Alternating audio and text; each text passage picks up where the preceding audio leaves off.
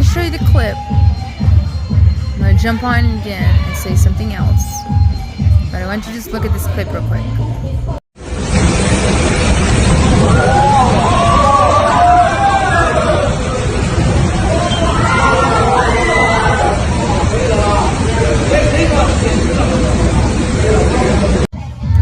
With this in mind, that they can literally, like, in front of your own eyes, make it look like something is actually happening. Now I'm going to show you this clip, and then we're going to put it all together.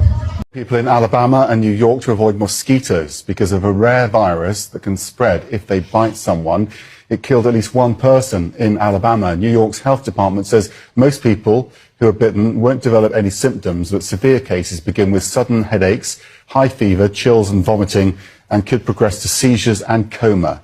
There are no vaccines or specific medications to treat the virus.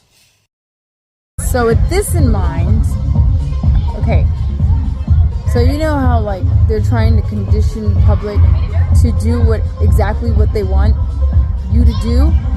Well, how do they usually do that? Well, last time they did it to us through scare tactics, and their stuff doesn't change too much. So with all of this in mind, I'm going to show you this last clip. Then we're going to put everything together.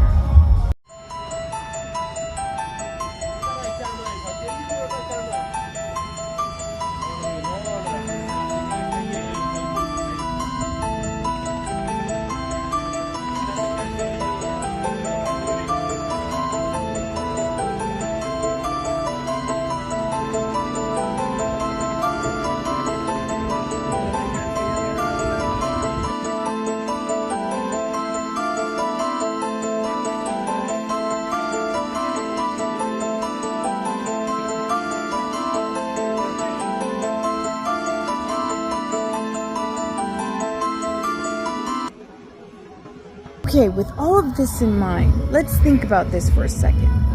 It does not benefit the governments, the corporations of this world, to do things violently.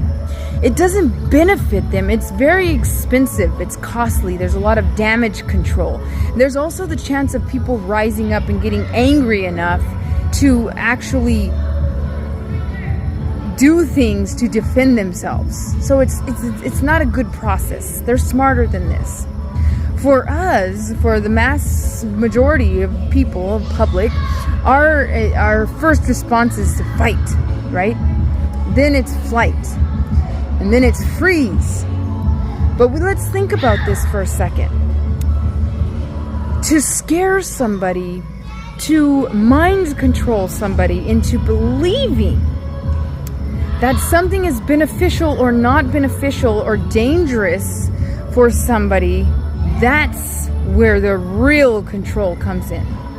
So if someone truly believes that something is real, if someone truly believes that something is dangerous, that is going to cause a response to be reciprocated, a response in favor of what that manipulation is trying to direct them into.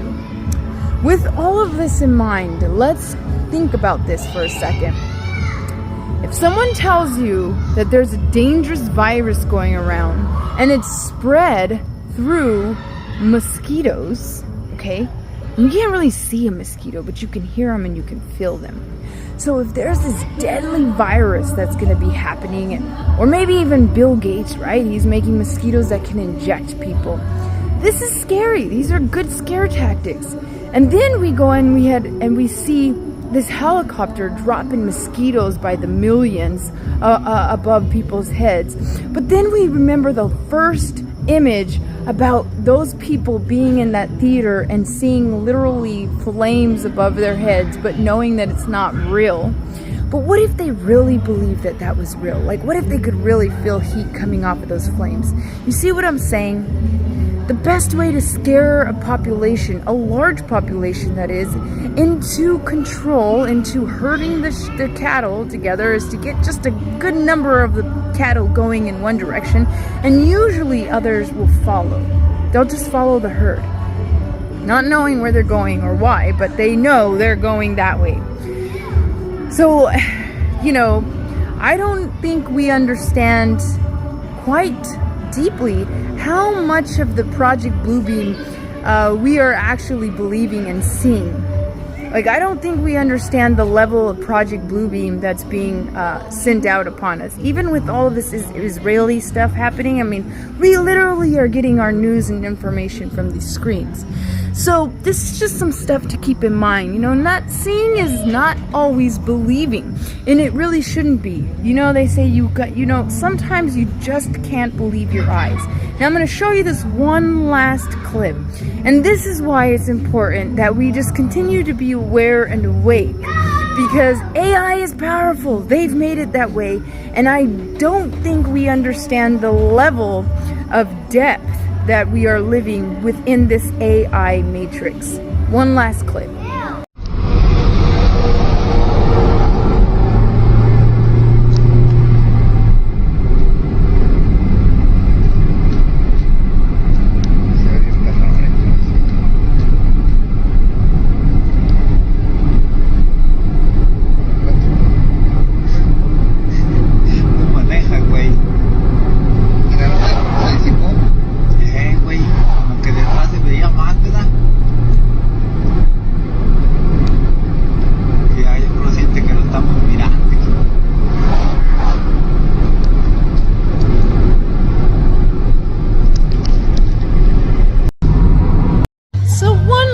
As a side note, with all of this in mind, I just wanted to remind you guys that yes, if somebody is spraying mosquitoes by the millions, like really doing it. Oh, we had a trampoline park. Oh, mosquitoes. All right, let's go.